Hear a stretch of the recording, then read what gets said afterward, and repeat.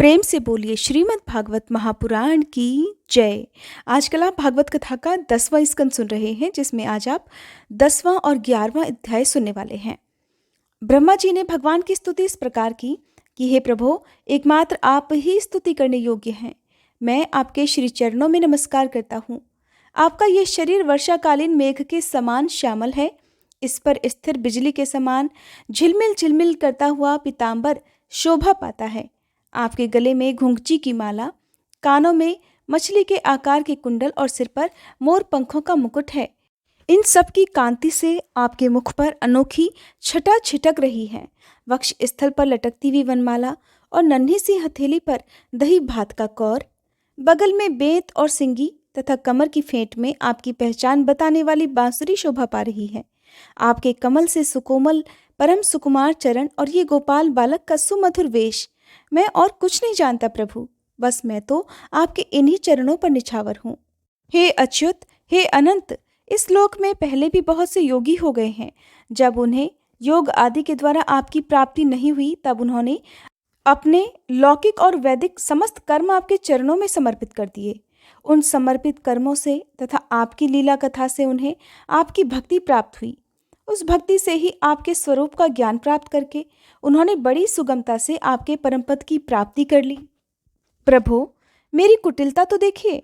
आप अनंत आदि पुरुष परमात्मा हैं और मेरे जैसे बड़े बड़े मायावी भी आपकी माया के चक्र में हैं। फिर भी मैंने आप पर अपनी माया फैलाकर अपना ऐश्वर्य देखना चाहा। प्रभु, मैं आपके सामने हूँ ही क्या? क्या आग के सामने चिंगारी की भी कुछ गिनती है?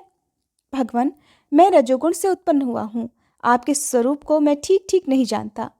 इसी से अपने को आपसे अलग संसार का स्वामी मान बैठा था। मैं अजन्मा जगत करता हूँ। इस मायाकृत मोह के घने अंधकार से मैं अंधा हो रहा था। इसलिए आप ये समझकर कि ये मेरे ही अधीन है, मेरा भृत्य है, इस पर कृपा करनी चाहिए। प्रभु, मेरा अपराध क्षमा कर दीजिए। उस दिन की बात जाने दीजिए, आज की ही लीजिए। क्या आज आपने मेरे सामने अपने अलावा संपूर्ण विश्व को अपनी माया का खेल नहीं दिखलाया है? पहले आप अकेले थे, फिर संपूर्ण ग्वाल बाल, बछड़े और छड़ी छीके भी आप ही हो गए।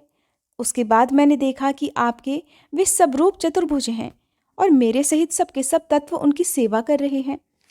आपने अलग अलग उतने ही ब्रह्मांडों का रूप भी धारण कर लिया था, परंतु अब आप केवल अपरिमित अद्वितीय ब्रह्म रूप से ही शेष रह गए हैं। जो लोग अज्ञानवश आपके स्वरूप को नहीं जानते, उन्हीं को आप प्रकृति में स्थित जीव के रूप से प्रतीत होते हैं और उन पर अपनी माया का पर्दा डालकर सृष्टि के समय मेरे रूप से, पालन के समय अपने अर्थात विष्णु रूप से और संहार के समय रुद्र के रूप में प्रतीत होते हैं। प्रभु, पृथ्वी, देवता, ब्राह्मण और पशु रूप, समुद्र की अभिवृद्धि करने वाले चंद्रमा भी आप ही हैं। आप पाखंडियों के धर्मरूप रात्रि का घोर अंधकार नष्ट करने के लिए सूर्य और चंद्रमा दोनों के ही समान हैं। पृथ्वी पर रहने वाले राक्षसों के नष्ट करने वाले आप चंद्रमा, सूर्य आदि समस्त देवताओं के भी परम पूजनीय हैं। भगवान, मैं अपने जीवन भर महाकल्प पर्यंत आपको नमस्कार ही करता रहूं। श्री सुखदेव जी कहते हैं, हे परीक्षित, संसार के रचयिता ब्रह्मा जी ने इस प्रकार भगवान श्री कृष्ण की स्तुति की। इसके बाद उन्होंने 3 बार परिक्रमा करके उनके चरणों में प्रणाम किया, फिर अपने गंतव्य स्थान सत्यलोक में चले गए। ब्रह्मा जी ने बछड़ों और ग्वाल बालों को भी पहले की ही तरह यथास्थान पहुंचा दिया था। भगवान श्री कृष्ण ने ब्रह्मा जी को विदा कर दिया और बछड़ों को लेकर यमुना जी के तट पर आ गए, जहां पर वे अपने सखा ग्वाल बालों को पहले छोड़ गए थे। परीक्षित, अपने जीवन सर्वस्व प्राण वल्लभ श्री कृष्ण के वियोग में यद्यपि 1 वर्ष बीत गया था, फिर भी उन ग्वाल बालों को वह समय आधे क्षण के समान ही जान पड़ा। क्यों न हो, वे भगवान की विश्व मोहिनी योग माया से मोहित जो हो गए थे। जगत के सभी जीव उसी माया से मोहित होकर शास्त्र और आचार्यों के बार बार समझाने पर भी अपने आत्मा को निरंतर भूले हुए हैं। वास्तव में उस माया की ऐसी ही शक्ति है। भला उससे मोहित होकर जीव यहाँ क्या क्या नहीं भूल जाते हैं। परीक्षित, भगवान श्री कृष्ण को देखते ही ग्वाल बालों ने बड़ी उतावली से कहा कि भाई, तुम भले आए, स्वागत है। अभी तो हमने तुम्हारे बिना एक कौर भी नहीं खाया है। आओ, इधर आओ और आनंद से भोजन करो। तब हंसते हुए भगवान ने ग्वाल बालों के साथ भोजन किया और उन्हें अघासुर के शरीर का ढांचा दिखाते हुए वन से ब्रज में लौट आए। श्री कृष्ण के सिर पर मोर पंख का मनोहर मुकुट और घुंघराले बालों में सुंदर सुंदर महंग महंग महकते हुए पुष्प गुंथ रहे थे। नई नई रंगीन धातुओं से श्याम शरीर पर चित्रकारी की हुई थी। वे चलते समय रात में कभी उच्च स्वर से, कभी बांसुरी, कभी पत्ते और कभी सिंगी बजाकर वाद्योत्सव में मगन हो रहे हैं। पीछे पीछे ग्वाल बाल उनकी लोक पावन कीर्ति का गान करते जा रहे हैं। कभी कभी वे नाम ले लेकर अपने बछड़ों को पुकारते, तो कभी उनके साथ लाड़ लड़ाने लगते। रास्ते के दोनों ओर गोपियां खड़ी हुई हैं। जब वे कभी तिरछी नेत्रों से उनकी ओर नजरों में नजर मिला देते हैं, तब गोपियां आनंद मगन हो जाती हैं। इस प्रकार भगवान श्री कृष्ण ने गोष्ठ में प्रवेश किया। गोष्ठ अर्थात जहाँ पर गायों और बछड़ों को बांध कर रखा जाता है। परीक्षित, उसी दिन बालकों ने ब्रज में जाकर कहा कि आज यशोदा मैया के लाडले नंद नंदन ने वन में एक बड़ा भारी अजगर मार डाला है और उससे हम लोगों की रक्षा की है। राजा परीक्षित ने कहा, ब्राह्मण, ब्रजवासियों के लिए श्री कृष्ण अपने पुत्र नहीं थे, दूसरे के पुत्र थे। फिर उनका श्री कृष्ण के प्रति इतना प्रेम कैसे हुआ? ऐसा प्रेम तो उनका अपने बालकों पर भी पहले कभी नहीं हुआ। आप कृपा करके बतलाइए कि इसका क्या कारण है। श्री सुखदेव जी कहते हैं, राजन, संसार के सभी प्राणी अपने आत्मा से ही बढ़कर सबसे पहले प्रेम करते हैं। पुत्र से, धन से या और किसी से जो प्रेम होता है वो तो इसलिए कि वे वस्तुएं अपनी आत्मा को प्रिय लगती हैं। राजेंद्र, यही कारण है कि सभी प्राणियों का अपनी आत्मा के प्रति जैसा प्रेम होता है वैसा अपने कहलाने वाले पुत्र, धन और ग्रह आदि में नहीं होता। जो लोग देह को ही आत्मा मानते हैं वे भी अपने शरीर से जितना प्रेम करते हैं उतना प्रेम शरीर के संबंधी पुत्र, मित्र आदि से नहीं करते। श्री सुखदेव जी कहते हैं, हे परीक्षित, ग्वाल बालों ने फिर घर पहुंचकर अपनी माँ, अपनी बहन आदि स्त्रियों से श्री कृष्ण और बलराम ने जो कुछ भी अद्भुत कर्म किए थे, जैसे कि दावानल से उनको बचाना, प्रलंब को मारना, कालिया नाग का वध इत्यादि सबका वर्णन किया। बड़े बूढ़े गोप और गोपियां भी राम और श्याम की अलौकिक लीलाएं सुनकर विस्मित हो गईं। वे सब ऐसा मानने लगे कि श्री कृष्ण और बलराम के वेश में शायद ही कोई बहुत बड़े देवता ही ब्रज में पधारे हैं। इसके बाद वर्षा ऋतु का शुभागमन हुआ। इस ऋतु में सभी प्रकार के प्राणियों की बढ़ती हो जाती है। उस समय सूर्य चंद्रमा पर बार बार प्रकाशमय मंडल बैठने लगे। बादल, वायु, चमक, कड़क आदि से आकाश क्षुब्ध सा दिखाई देने लगा। आकाश में नीले और घने बादल घिराते, बिजली चमकने लगती, बार बार गड़गड़ाहट सुनाई पड़ती। सूर्य और चंद्रमा और तारे ढके रहते। इससे आकाश की ऐसी शोभा होती जैसे ब्रह्म स्वरूप होने पर भी गुणों से ढक जाने पर जीव की हो जाती है। सूर्य ने राजा की तरह पृथ्वी रूप प्रजा से 8 महीने तक जल का कर ग्रहण किया था। अब समय आने पर वे अपनी किरण करों से फिर उसे बांटने लगे। जैसे दयालु पुरुष जब देखते हैं कि प्रजा बहुत पीड़ित हो रही है, तब वे दया परवश होकर अपने जीवन प्राण तक निछावर कर देते हैं, वैसे ही बिजली की चमक से शोभायमान घनघोर बादल तेज हवा की प्रेरणा से प्राणियों के कल्याण के लिए अपने जीवन स्वरूप जल को बरसाने लगे। जेठ आषाढ़ की गर्मी से पृथ्वी सूख गई थी। अब वर्षा के जल से सिंचकर वह फिर हरी भरी हो गई। जैसे सकाम भाव से तपस्या करते समय पहले तो शरीर दुर्बल हो जाता है, परंतु जब उसकी गई तपस्या का फल मिलता है तब वह फिर से हष्ट-पुष्ट हो जाता है। वर्षा के सायंकाल में बादलों से घना अंधेरा छा जाने पर ग्रह और तारों का प्रकाश तो नहीं दिखता, परंतु जुगनू चमकने लगते हैं। जैसे कलयुग में पाप की प्रबलता हो जाने से पाखंड मतों का प्रचार हो जाता है और वैदिक संप्रदाय लुप्त हो जाते हैं। जो मेंढक पहले चुपचाप सो रहे थे, अब वे बादलों की गरज सुनकर खुशी से टर्र टर्र करने लगे। जैसे नित्य नियम से निवृत्त होने पर गुरु के आदेशानुसार ब्रह्मचारी लोग वेद पाठ करने लगते हैं। छोटी छोटी नदियां जो जेठ आषाढ़ में बिल्कुल सूखने को आ गई थी, वे भी अब उमड़ घुमड़ कर अपने घेरे से बाहर बहने लगी। जैसे अजितेंद्रिय पुरुष के शरीर और धन संपत्ति का कुमार्ग में उपयोग होने लगता है। धरती पर कहीं कहीं हरी हरी घास की हरियाली थी, तो कहीं कहीं वीर बहुटियों की लालिमा और कहीं कहीं बरसाती छत्तों के अर्थात सफेद कुकुरमुत्तों के कारण वह सफेद दिखाई देती थी। इस प्रकार उसकी ऐसी शोभा हो रही थी कि मानो किसी राजा के रंग बिरंगी सेना हो। सब और खेत अनाजों से भरे पूरे लहलहा रहे थे। उन्हें देखकर किसान तो मारे आनंद के फूले नहीं समाते थे। परंतु सब कुछ काल के अधीन है। ये बात न जानने वाले धनियों के मन में बड़ी जलन हो रही थी कि अब हम इन्हें अपने पंजे में कैसे रख सकेंगे। नए बरसाती जल के सेवन से सभी जलचर और थलचर प्राणियों की सुंदरता बढ़ गई थी। जैसे भगवान की सेवा करने से बाहर और भीतर दोनों ही रूप सुघड़ हो जाते हैं। वर्षा ऋतु में वृंदावन इसी प्रकार शोभायमान और पके हुए खजूर और जामुनों से भर रहा था। उसी वन में विहार करने के लिए श्याम और बलराम ने ग्वालबाल और गौओं के साथ प्रवेश किया। गौएं भी अपने भारी थनों के कारण बहुत धीरे धीरे चल रही थीं। जब भगवान कृष्ण उनका नाम लेकर पुकारते तब वे प्रेम परवश होकर बड़ी जल्दी जल्दी दौड़ने लगती। उस समय उनके थनों से दूध की धारा गिरती जाती थी।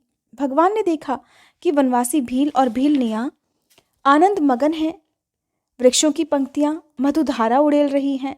पर्वतों से झरझर करते हुए झरने झर रहे हैं। उनकी आवाज़ बड़ी सुरीली जान पड़ती है।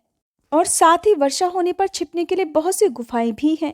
जब वर्षा होने लगती तब श्री कृष्ण कभी किसी वृक्ष की गोद में या किसी खोडर में जा छुपते, कभी कभी किसी गुफा में ही जा बैठते और कभी कंदमूल फल खाकर ग्वाल बालों के साथ खेलते रहते।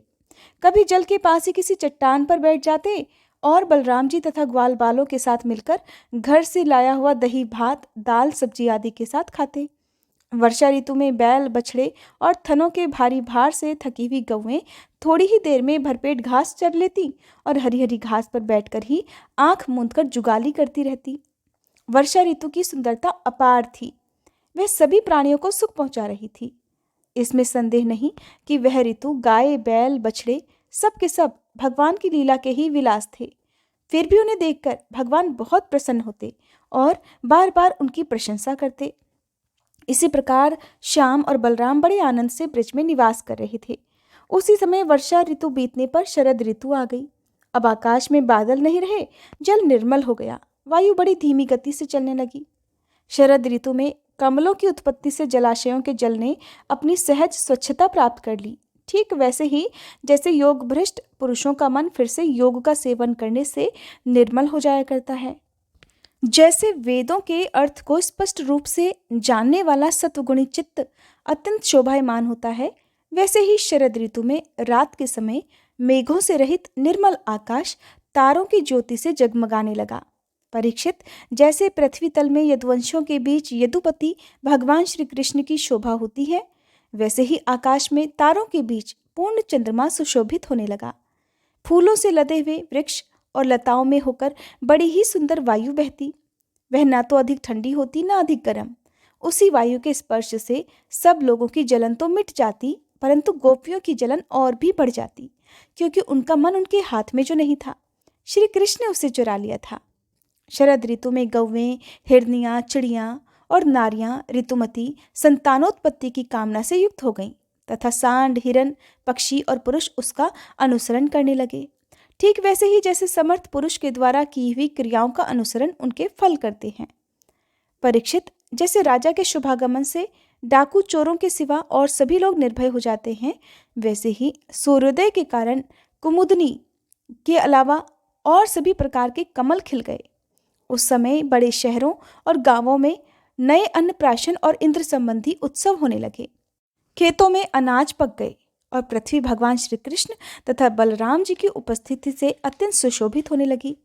श्री सुखदेव जी कहते हैं, हे परीक्षित, अब हेमंत ऋतु आई। उसके पहले ही महीने में अर्थात मार्गशीर्ष में नंद बाबा के ब्रज की कुमारियां कात्यायनी देवी की पूजा और व्रत करने लगी। वे केवल हविष्यान्न नहीं खाती थीं। राजन, वे कुमारी कन्याएं पूर्व दिशा का क्षितिज लाल होते होते यमुना जल में स्नान कर लेती और तट पर ही देवी की बालू से बनी हुई मूर्ति बनाकर सुगंधित चंदन, फूलों के हार, तरह तरह के नैवेद्य, धूप दीप, छोटी बड़ी भेंट की सामग्री, पल्लव, फल और चावल आदि से उनकी पूजा करती। साथ ही हे कात्यायनी, हे महामाये, हे महायोगिनी, हे सबकी एकमात्र स्वामिनी, आप नंद नंदन श्री कृष्ण को हमारा पति बना दीजिए। देवी, हम आपके चरणों में नमस्कार करती हैं।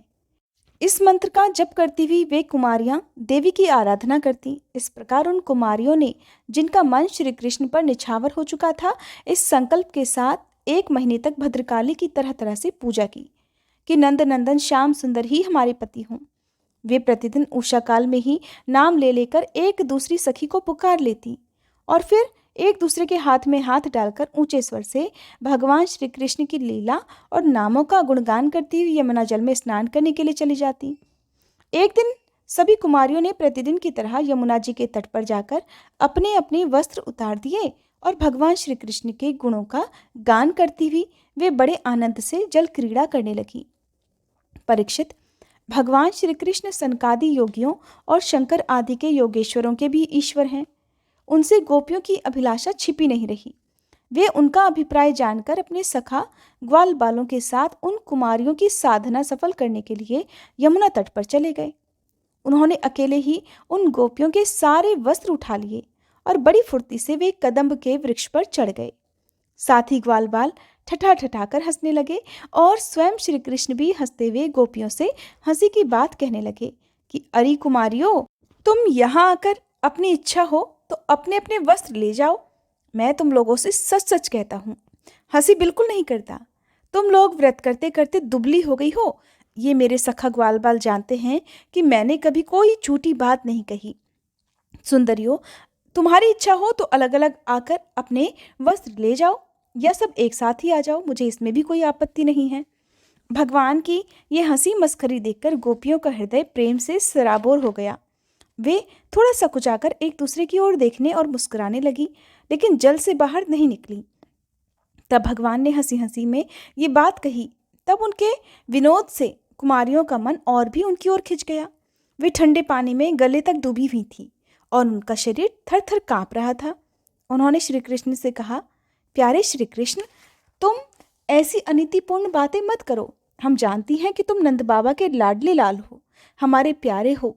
सारे ब्रजवासी तुम्हारी प्रशंसा करते रहते हैं। देखो, हम जाड़े के मारे ठिठुर रही हैं। तुम हमें हमारे वस्त्र दे दो। प्यारे श्याम सुंदर, हम तुम्हारी दासी हैं। तुम जो कुछ कहोगे उसे हम करने को तैयार हैं। तुम तो धर्म का मर्म भली भांति जानते हो। हमें कष्ट मत दो, हमारे वस्त्र हमें दे दो, नहीं तो हम जाकर नंद बाबा से कह देंगी। तब भगवान श्री कृष्ण कहने लगे, कुमारियों, तुम्हारी मुस्कान पवित्रता और प्रेम से भरी है।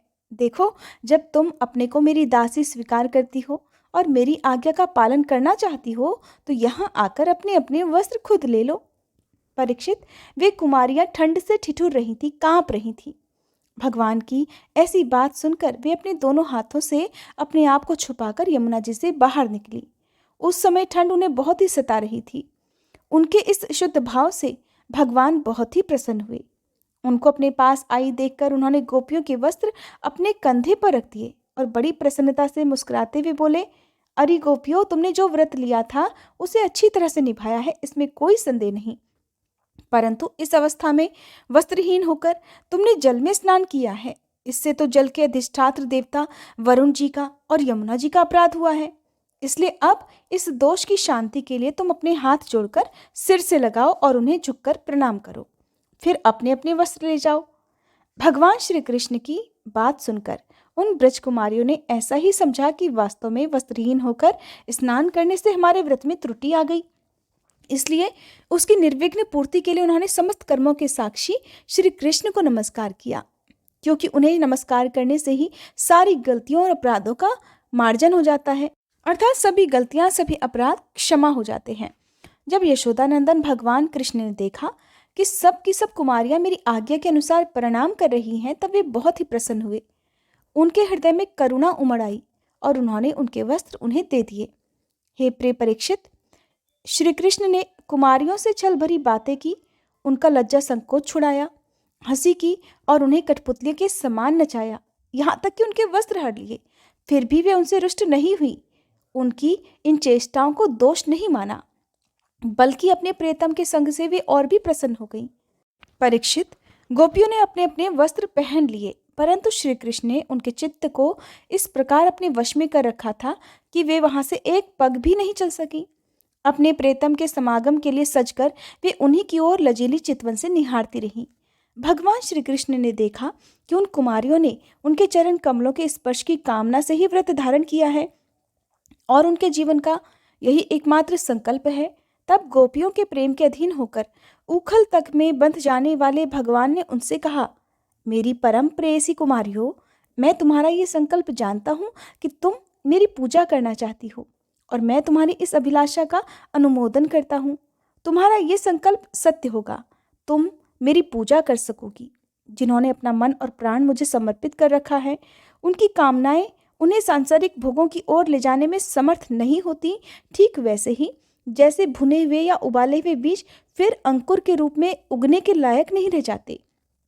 इसलिए कुमारियों, अब तुम अपने अपने घर लौट जाओ। तुम्हारी साधना सिद्ध हो गई है। तुम आने वाली शरद ऋतु की रात्रियों में मेरे साथ विहार करोगी। सतियों, इसी उद्देश्य से तो तुम लोगों ने ये व्रत और कात्यायनी देवी की पूजा की थी। श्री सुखदेव जी कहते हैं, हे परीक्षित, भगवान की ये आज्ञा पाकर वे कुमारियां भगवान श्री कृष्ण के चरण कमलों का ध्यान करती हुई जाने की इच्छा न होने पर भी बड़े भारी मन से बड़े कष्ट से ब्रज में गई। अब उनकी सारी इच्छाएं पूर्ण हो चुकी थीं। प्रिय परीक्षित, एक दिन भगवान श्री कृष्ण बलराम जी और ग्वाल बालों के साथ गौवें चराते हुए वृंदावन से बहुत दूर निकल गए। ग्रीष्म ऋतु थी। सूर्य की किरणें बहुत ही प्रखर हो रही थी, परंतु घने घने वृक्ष भगवान श्री कृष्ण के ऊपर छत्ते का काम कर रहे थे। परीक्षित, दोनों ओर के वृक्ष नई नई कोपलों, गुच्छों, फल, फूलों और पत्तों से लदे हुए थे। उनकी डालियां धरती तक झुकी हुई थी। इस प्रकार कुछ बोलते हुए और आपस में बात करते हुए भगवान श्री कृष्ण उन्हीं के बीच से यमुना तट पर निकल आए। राजन, यमुना जी का जल बड़ा ही मधुर, शीतल और स्वच्छ था।